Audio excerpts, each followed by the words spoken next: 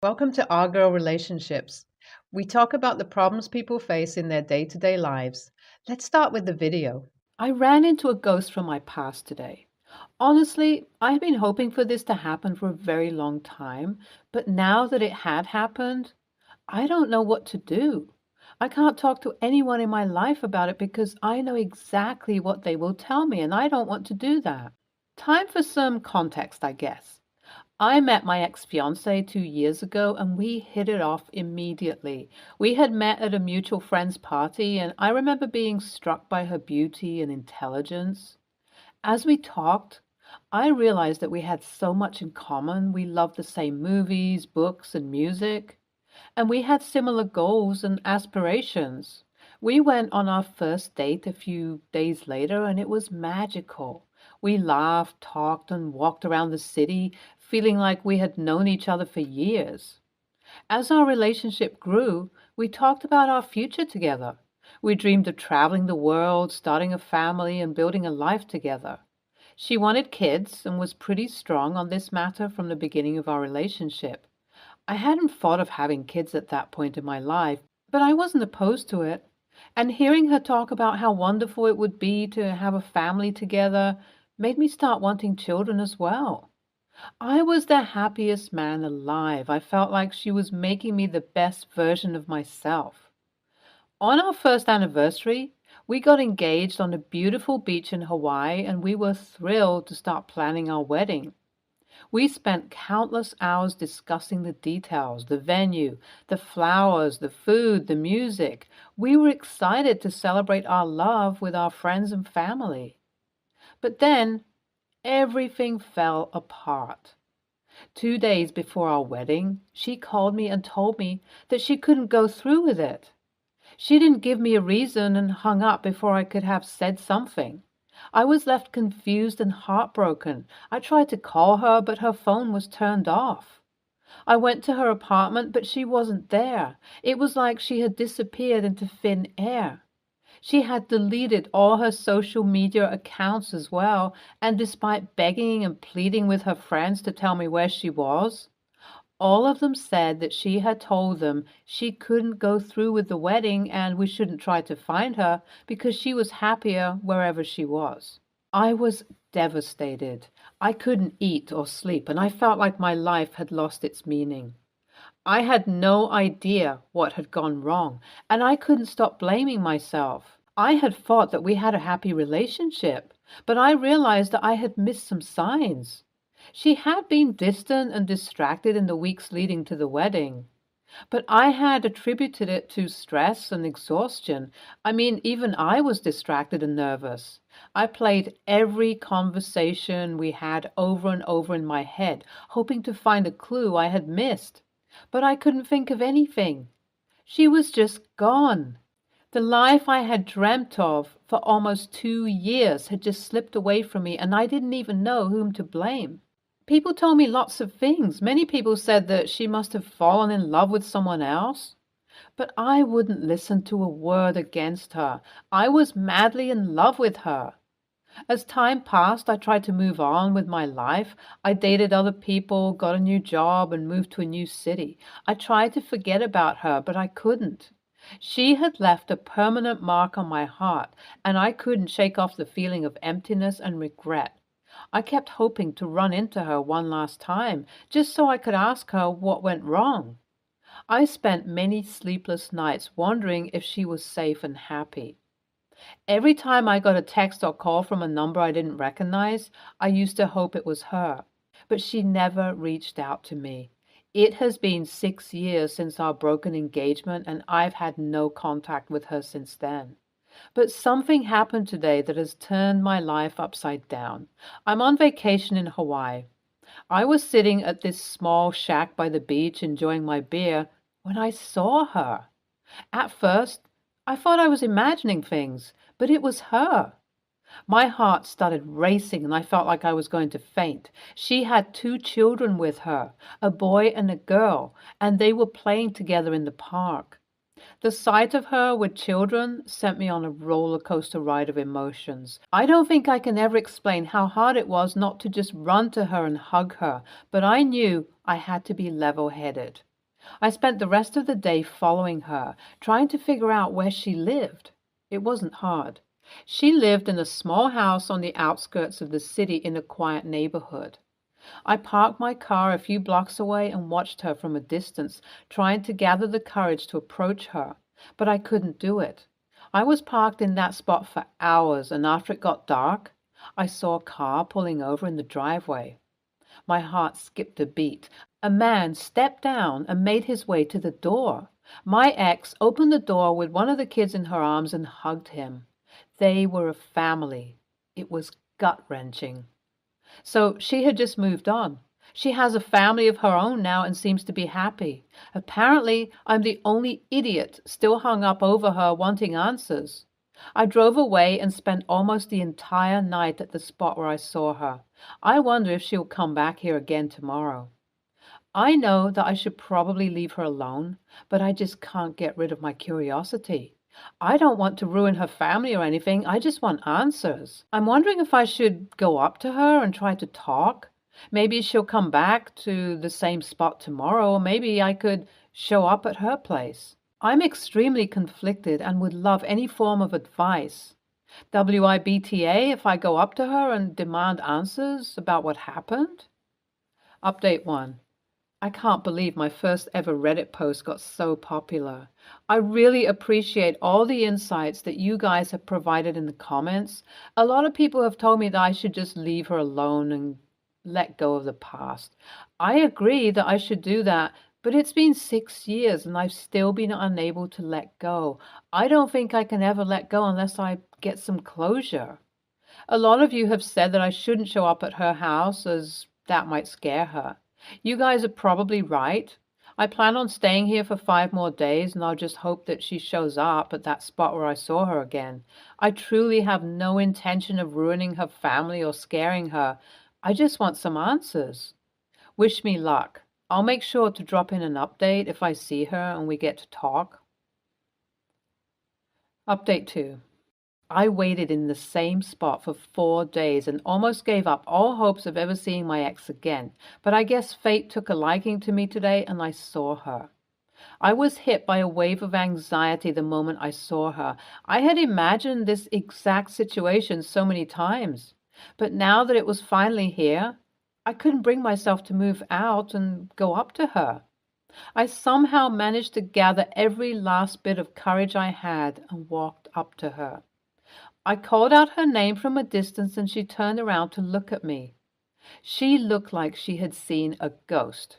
Before she could say anything, I told her that I don't want any trouble and all I wanted was some answers, after which I'd go away and leave her alone forever, if that's what she wanted. She looked hesitant but agreed to talk to me. We didn't talk for a very long time, maybe around 15 minutes at most, but the things she told me will probably haunt me forever. She told me that she had been married before she met me and had a kid. When the kid was around 3 years old, she developed a drinking problem. It got to the point where she was falling asleep during the day because she was drinking so much wine all day. Her husband tried to get her help, but when nothing seemed to be working out, he divorced her and got full custody of the children. After the divorce and losing her kid, she got her drinking under control and tried to get back with her husband, but he didn't trust her. She moved to my city to be away from all the bad memories and then met me. Apparently, the day she left me was the day her ex-husband reached out to her out of the blue. He had somehow found out that she was getting married, and that apparently made him want to give their relationship another shot. She couldn't say no to him and decided to leave me and be with him. They had been together ever since and had another kid. She told me she was really happy with him. She apologized for the way she left and told me that she couldn't face the truth. She said that she did love me, but had to choose her kid. I was still just processing everything she had just said when she told me that she needed to go and said goodbye. She apologized one last time and told me to leave her alone now that I have my answers. I'm just in shock. I've loved her for so many years, and she had hidden such a huge part of her life from me. I don't know what to think anymore. Update 3. I've left Hawaii, probably forever. I don't think I can ever go there again. Some people ask me if I'm going to tell the people in my life about what happened, and honestly, I don't think I will. I think I just want to keep this to myself and hope that I can finally move on now that I've gotten closure. Thanks for tagging along, guys. You were NTA for wanting to confront your ex. I'll admit that following her and her kids was creepy and could have probably gotten you in trouble, but honestly, who can blame you? I'd do the same if I was in your situation. I'm glad you found closure. Hopefully, you'll be able to move on and meet someone really great soon. Good luck, OP. NTA, I'd have probably confronted her the moment I saw her. You have some incredible self-control. It must have been devastating to find out what you did, but sometimes we just need a tough lesson to let go of things. Next story. I'm 22, female, and I'm ready to get the heck out of this house. I want to move out, but I've had the same argument with my parents over and over again about leaving. They constantly tell me I'm not allowed to move out, and they do everything they can to fearmonger, guilt trip, and belittle me into staying.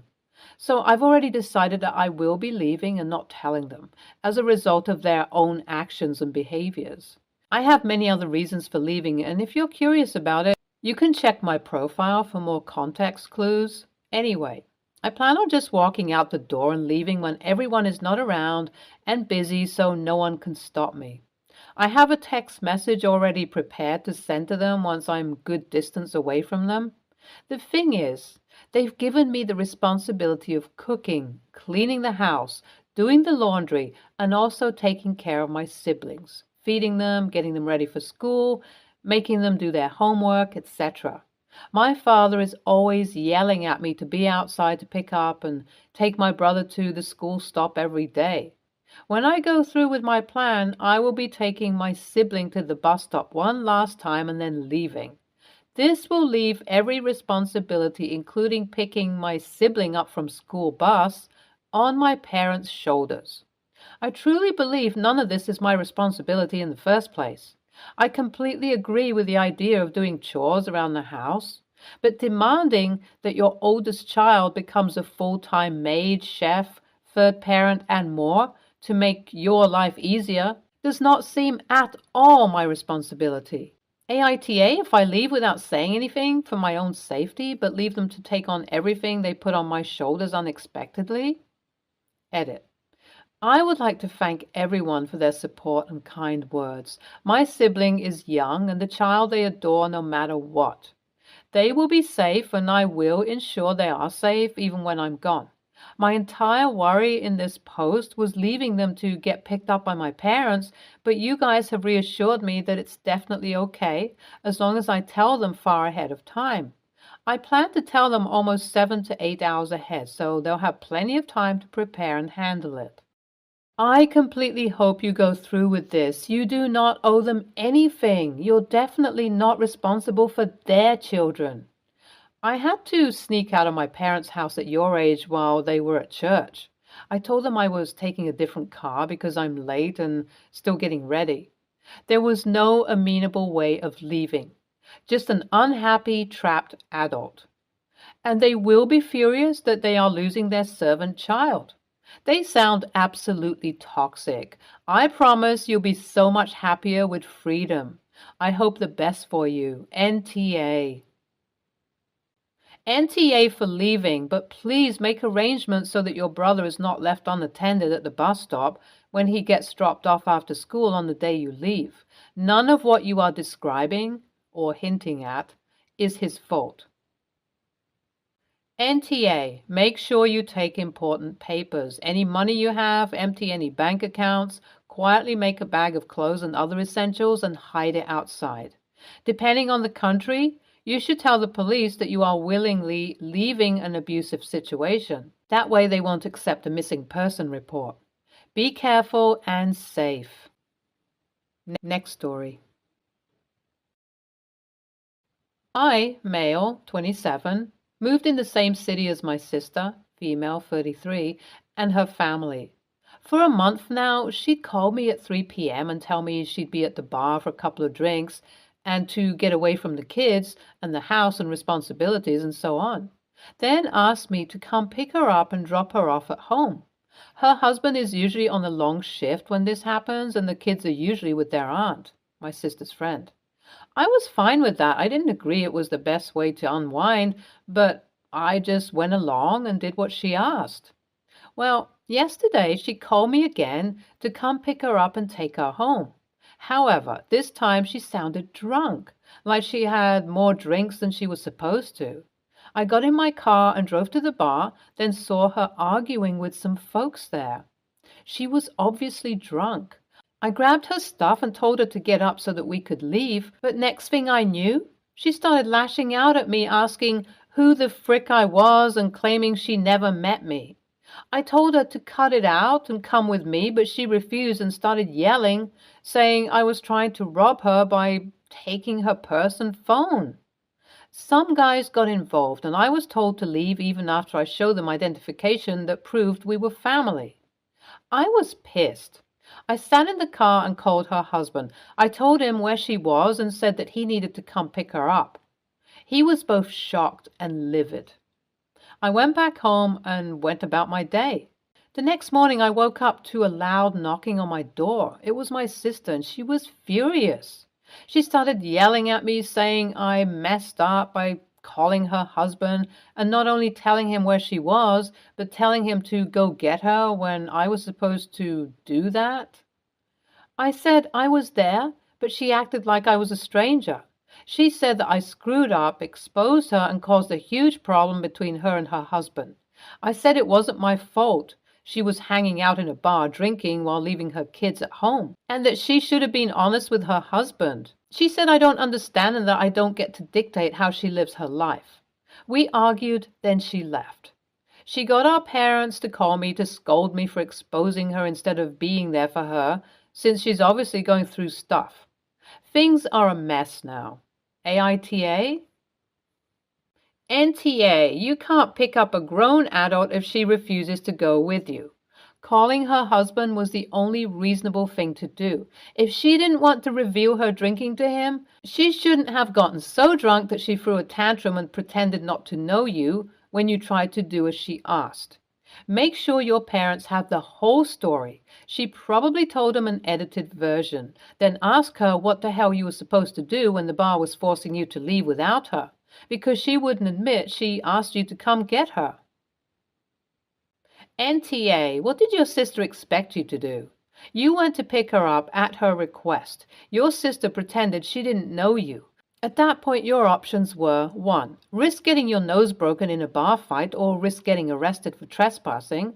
2. Leave her to her own devices. Or 3. Call someone else to pick her up. And her husband was the natural choice. If there's a huge problem between her and her husband, that's the consequence of her getting blackout drunk.